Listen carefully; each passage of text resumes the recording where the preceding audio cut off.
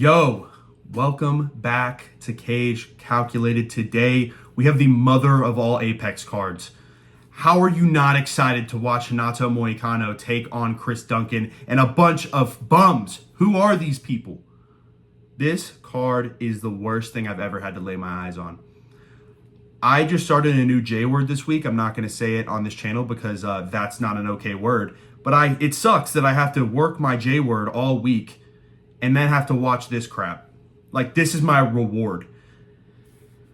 This is atrocious. And as you can see, I did not make a PowerPoint or a graphic card for this because I'm not giving Dana White in the UFC satisfaction because obviously he watches his videos. I'm going to cuss him out later tonight for you. I'm letting you know, you the viewer, this is not going to slide. We need to make a stand.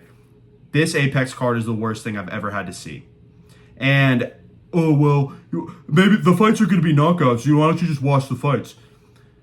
Knockouts do not equal good cards. I had this argument with some bot in my comment section about the White House card saying that, oh, well, y'all are going to be glazing and dick riding whenever there's a bunch of knockouts and saying that the White House card is the greatest thing ever. Knockouts don't equal a good card. Finishes don't equal a good card. Matchups and storylines make up a good card. I've seen homeless people knock each other out in the streets of my city, and I don't want to see them fight on the White House lawn or fight in the Apex. It's that simple. Just because there's something cool that happened doesn't mean that the fight card is good. So stop glazing, stop dick riding the UFC for once, and join us in the We Hate the Apex clan over at Cage Calculated. But without further ado, we're going to jump right in. We're going to watch the real Money Mac, Hanato Moicano. We'll see if I actually pick him. But we're going to start at the very bottom. And what else do we start with than a fight that I didn't even know was happening until about 10 minutes before this video? Saw this fight and was like, who the hell are these people? I was like, who the hell are these people? I don't know anything about these two. I don't know anything about these two. I'm going to be quite totally honest. Kai Kamaka versus Dakota Hope. I looked them up and did a 2-second Google search. I'm going to go with Dakota Hope winning by knockout because he's 11-1 and seems to be okay. Was also ripped, so I mean maybe that helps too. But this, I didn't do any research with this one. My real research starts, of course, with a women's MMA fight. So I thought that's what we were opening up the card with. But we're going to add people to the last minute because, you know, Kai Kamaka and Dakota Hope is really going to save this atrocity. This is gonna be tough, man. This is gonna be a tough video. Shout out Tristan for the thumbnail, by the way. W editing skills, that was unbelievable. Love what he was able to accomplish with the thumbnail. Go check out Tristan on the Twitter, by the way, at Cage Calculated. Go check him out, man. He's the GOAT. Up next though,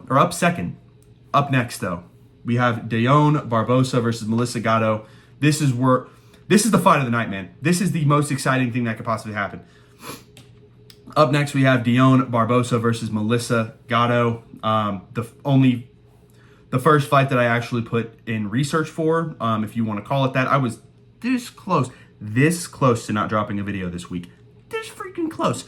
But I'm showing up for the fans. I'm showing up for you. So you're going to watch this with me, you're going to suffer with me, and you're going to enjoy this video, and I'm going to try and make this enjoyable as possible because it's like rating garbage cans. Regardless, Deon Barbosa is coming off a unanimous decision loss to Corrine Silva, also had a UDL versus Miranda Maverick earlier in her career.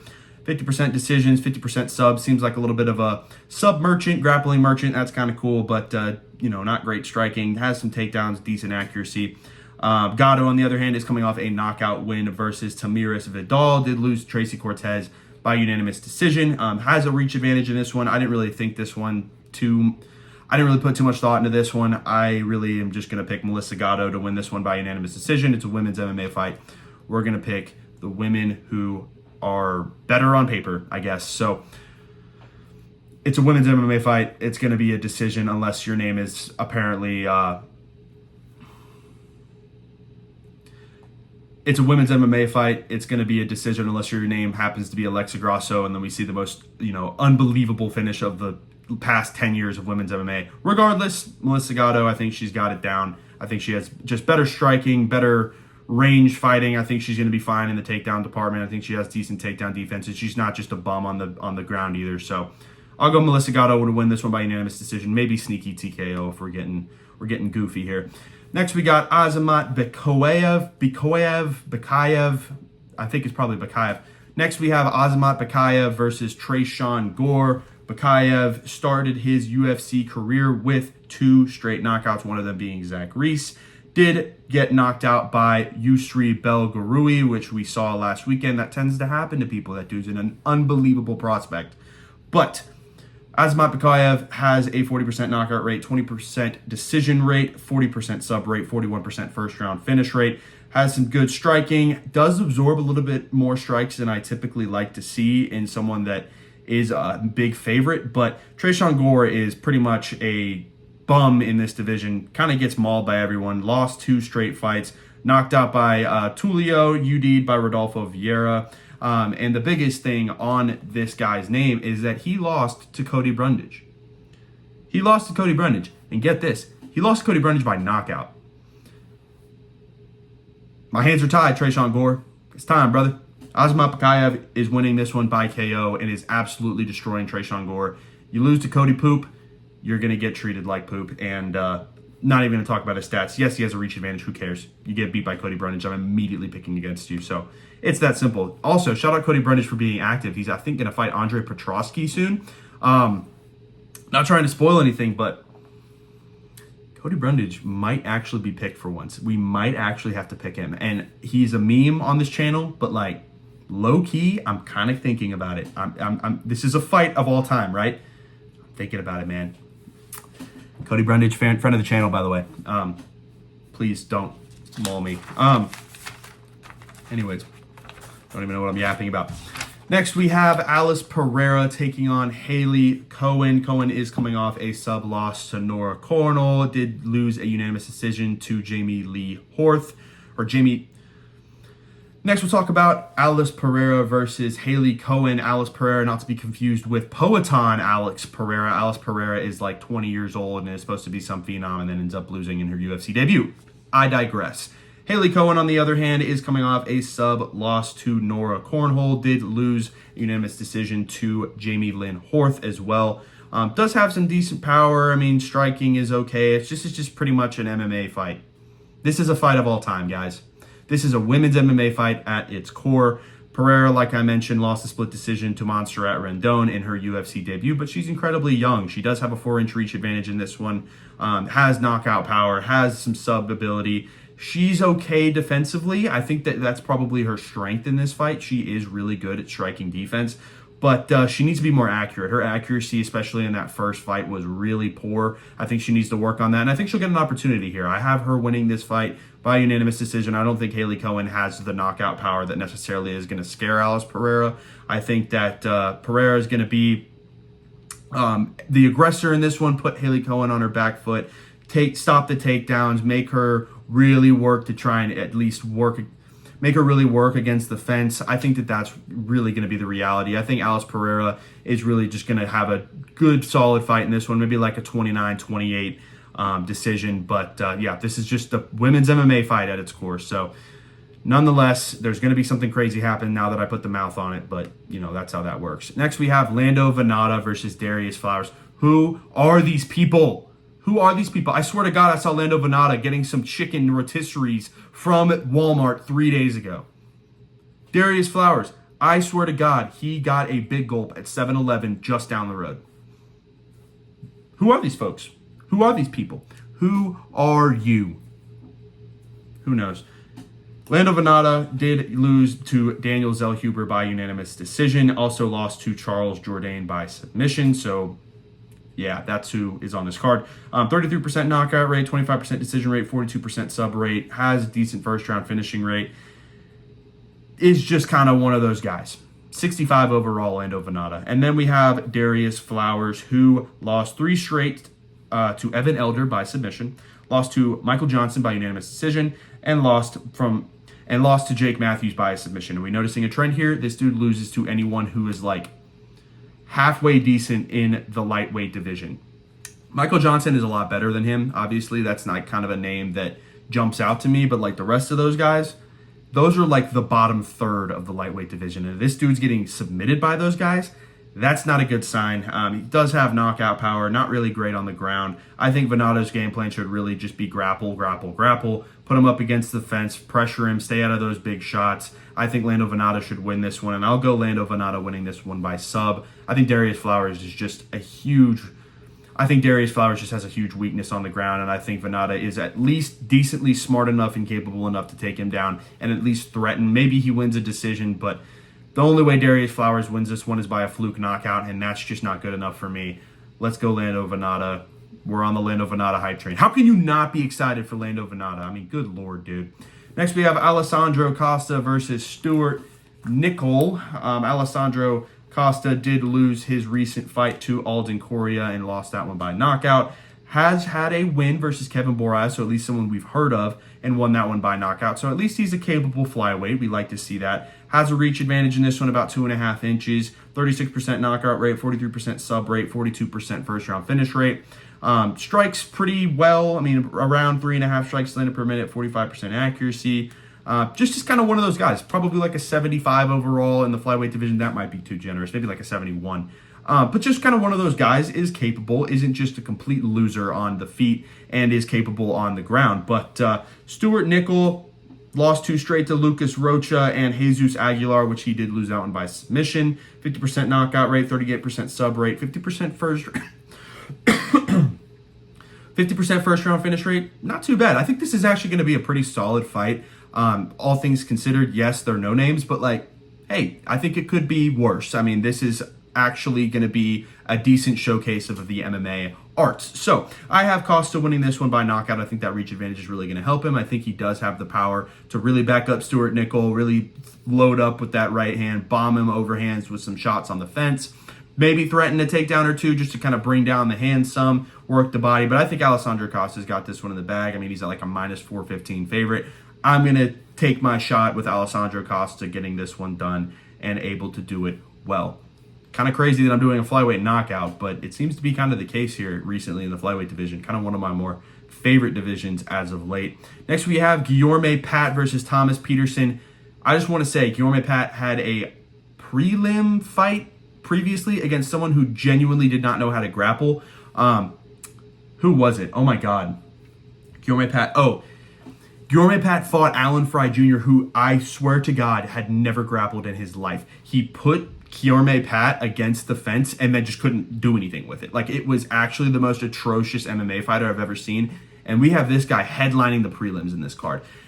You cannot overstate the garbage can that this card is about to be. It's just atrocious. It's so bad. But again, I do want to clarify. I know I talk a lot of shit about these fighters, it seems to be, or at least like about the UFC. This isn't about the fighters. This isn't their fault. These guys are all prelim fighters, and that's not their fault that they get put in these situations where the UFC is like, go make a name for yourself on the prelim headliner. That's not fair to these guys. Obviously, it's no disrespect to the fighters, but the UFC made this shit, and by God, I'm going to roast it because this is ridiculous. This is absolutely atrocious.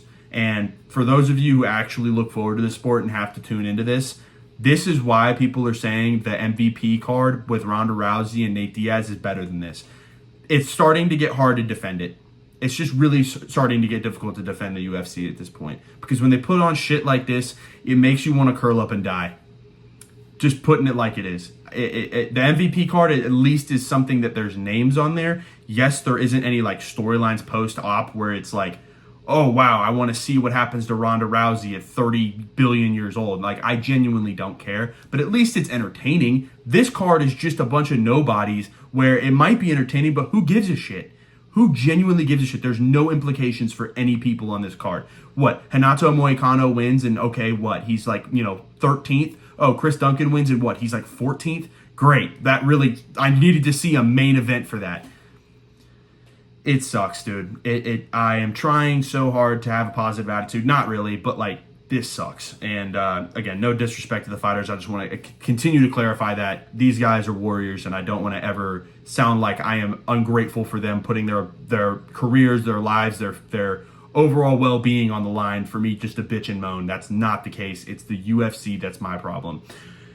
Anyways, Getting that out of the way, Guilherme Pat versus Thomas Peterson. Peterson did lose by knockout to Vitor Petrino. Also lost by knockout to Shamil Gaziev. Won a unanimous decision over Mays. So 70, maybe a 68 overall at heavyweight. I keep giving overalls because I'm trying to clarify how bad these guys are.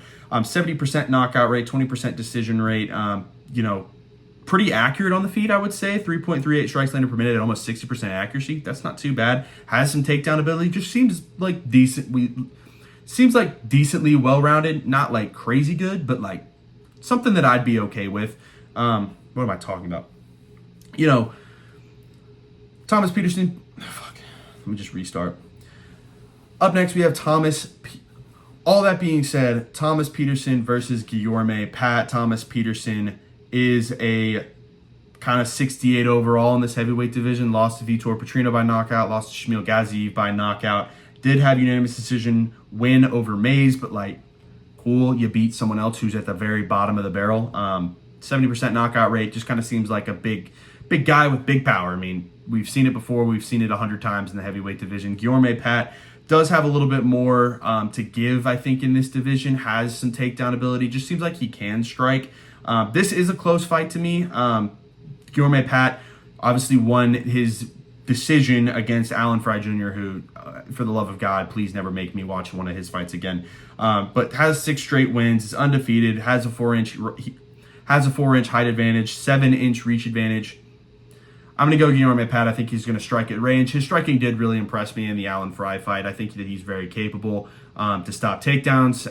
Although Alan Fry couldn't take a literal 8-year-old down, I think Guilherme Pat's going to be fine in this one, unless Thomas Peterson finds that fluke knockout, which is very well a possibility and would piss me off. I think Guilherme Pat will get this one done and continuously move up the very bottom of this god-awful heavyweight division.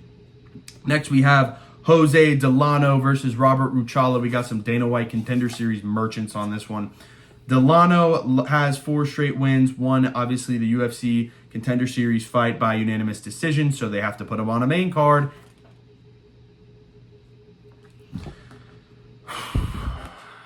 Just had to have a moment. Just everyone take a moment for Jose Delano. Take a moment for this entire card. Let's just take a moment. Take a gander. Take a breath, because I'm for damn sure have to. It's a lot of whining and complaining coming from me.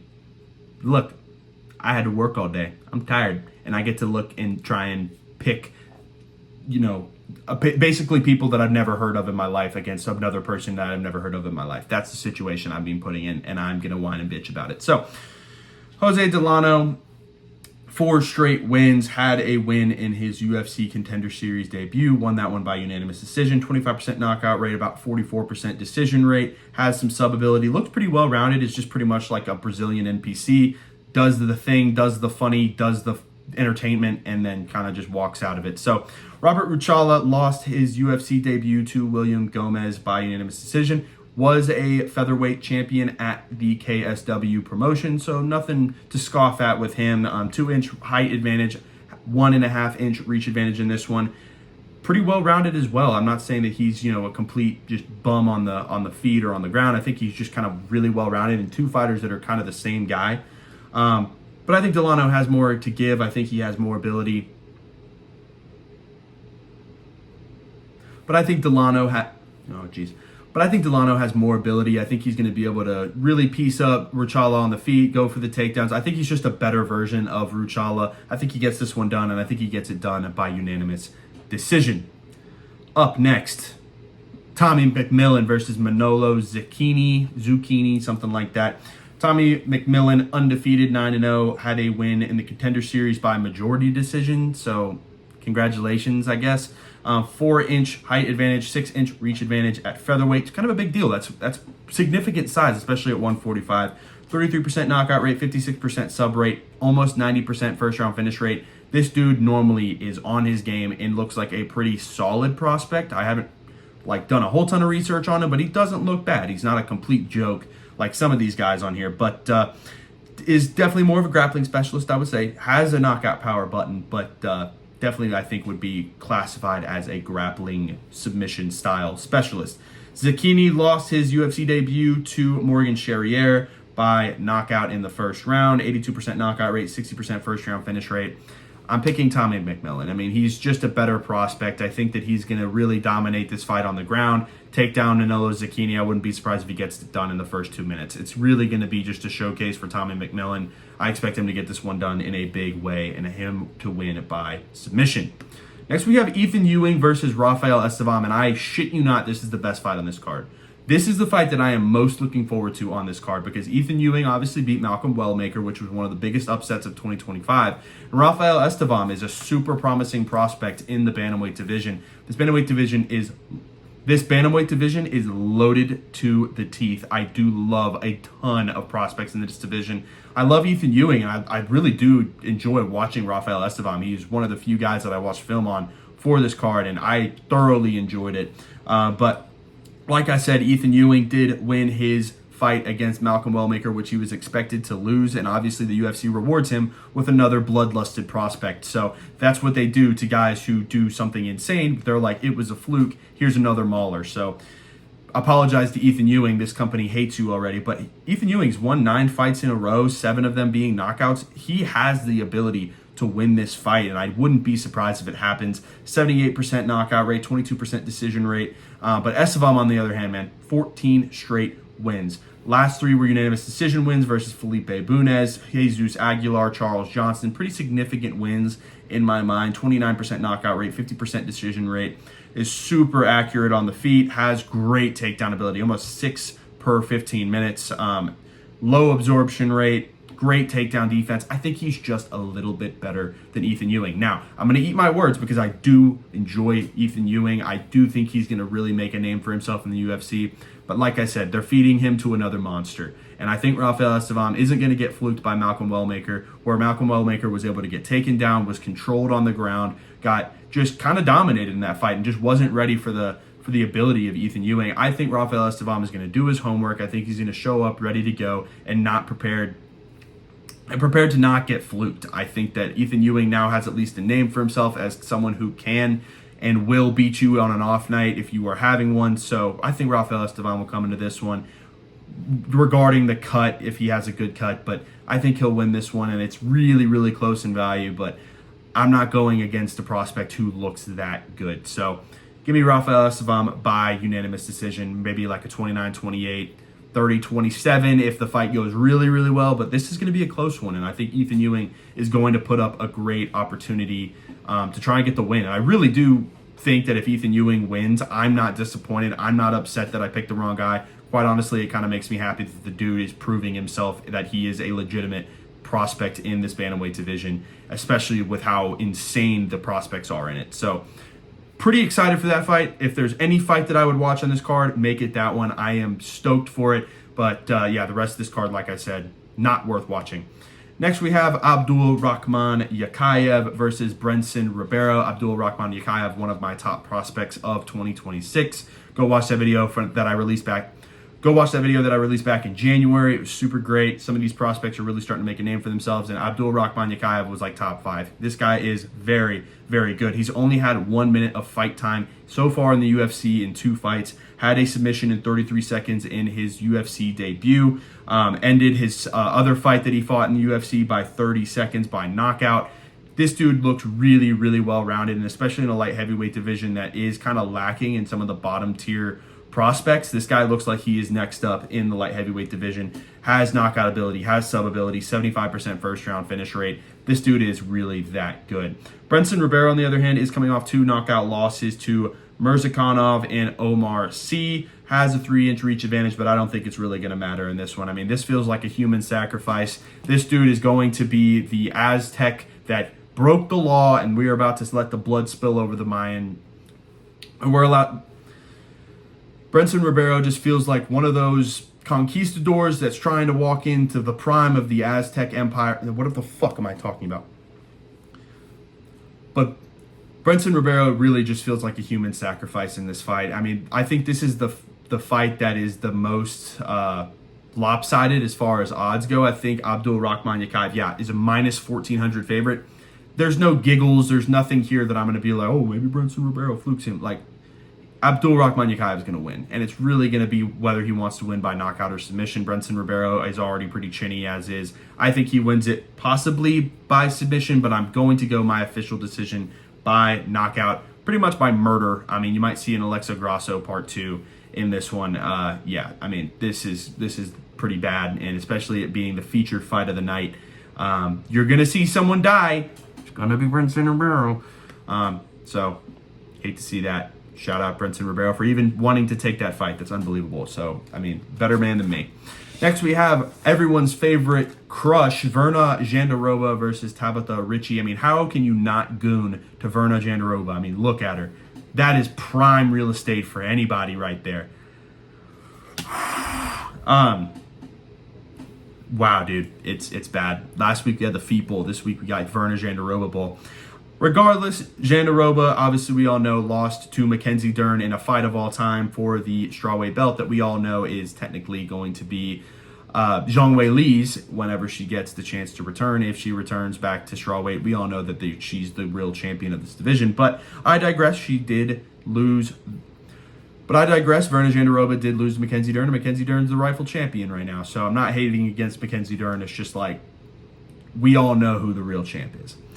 Regardless, Verna Jandiroba has beaten almost every single big name in the women's strawweight. It has a 2-inch height advantage, 3-inch reach advantage in this one. Strikes really, really well, but her bread and butter is the ground game. 2.85 takedowns at around 40% accuracy. She is a complete load on the ground. She is very difficult to try and game plan for. She has a complete arsenal of submissions, the reverse triangles, the arm bars, the chokes. I mean, she's fully capable of finishing you on the ground in any given moment, and I think that that's a huge skill advantage for her. And I think that's a huge skill advantage for her, especially against someone like Tabitha Ricci.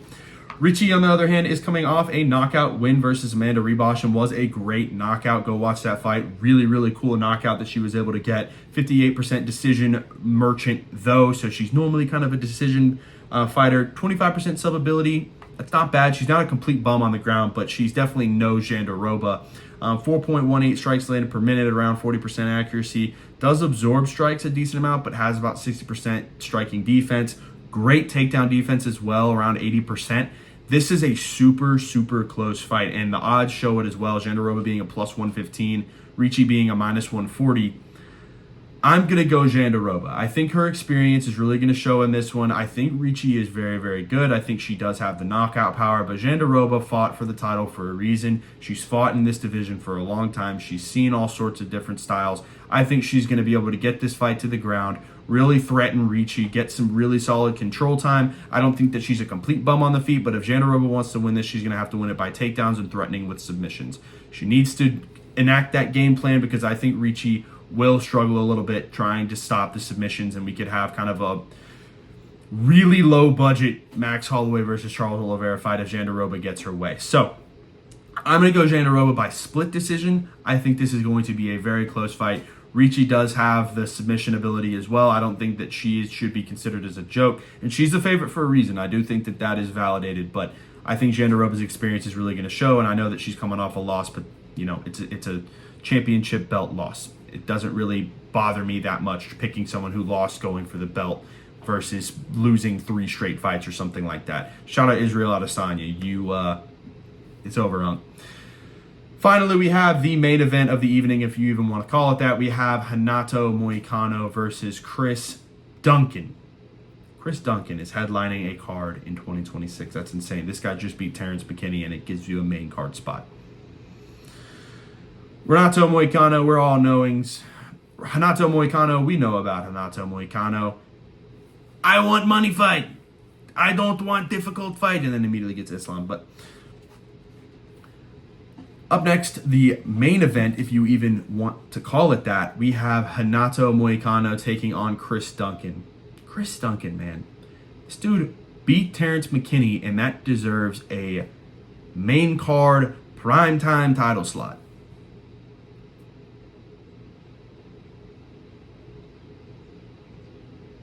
I mean, you just wonder the brainstorming that's going on in the big brain of Dana Pink. Him sitting there and being like, "What's up, fight fans? We've got Chris Duncan. We've got Renato Moicano. You're going to watch it because you watch everything I put out there. There's going to be 8 AI slop ads on that one as well. It's also going to be in the Apex. Fuck you. Like, oh, dude, it's brutal. Dana White is going to demonetize me. Renato Moicano, we all know the story of Money Mac. Lost unanimous decision to Beneil Dariush in 2025. That's a bad loss, obviously, seeing what Beneil Dariush did at the very end of 2025. Yikes. 45% decision, 40% decisions, 50% subs. We know this guy's great on the ground, 4.17 strikes landed per minute. I mean, we know about Renato Moicano. He's a great threat on the ground. He is capable on the feet. Just kind of a great guy to kind of guard the division. Chris Duncan, on the other hand, has 4 straight wins. Most recently, like I mentioned, Terrence McKinney did submit him in, of course, the first 2 minutes of the fight. Did lose to Manuel Torres, so he's shown that he is beatable. But 47% knockout rate, 27% decision, 27% sub, 35% first round finish rate. Can strike really, really well. Can defend the takedown. Can go for takedowns at about 40% accuracy. It lands about 3 per 15 minutes. Decent absorption rate. This fight's actually pretty even to me. I mean, Moicano is only a plus 165. Somehow Chris Duncan's the favorite. I'm going to go Renato Moicano. I think, again, he has the experience to win this fight. And I could be wrong. I know Chris Duncan looks like a pretty scary lightweight. But I don't know. I think Renato Moicano is, a better guy in the lightweight division despite losing to Beneil Dariush before he got glass-chinned. I think Renato Moicano still got it. I think he's going to be hitting the jump rope I think he's going to be hitting the jump rope movement at the very end of this fight. I think he's really going to showcase his skill set. Chris Duncan just hasn't really shown me anyone against. Chris Duncan it seems like a big knockout guy, and in a 5-round fight, I just can't sit there and really rationalize picking Chris Duncan. Whether he wins or loses and I'm wrong, I don't really give a shit. This card sucks, and bite me. But I appreciate y'all watching. I appreciate you showing love and support to this channel, and I don't blame you for not wanting to watch this card. It pained me to make this video and do research on it. It nearly broke me. But go check out the Instagram, go check out the Twitter, go check out the TikTok. We really have enjoyed kind of talking some of the fights with you guys. A bunch of people got into it with me last week when I was arguing about some bullshit prelim fight that ended in a draw. People didn't think that that's what happened. So I digress. I don't know exactly what I'm talking about either, so I'm not going to act like I do, but people are still hitting up the Instagram bitching and moaning, so love that. Any attention is great attention in my opinion, so appreciate y'all watching. Like I said, hope y'all are having a good week and have a better weekend than this card is going to be. See ya!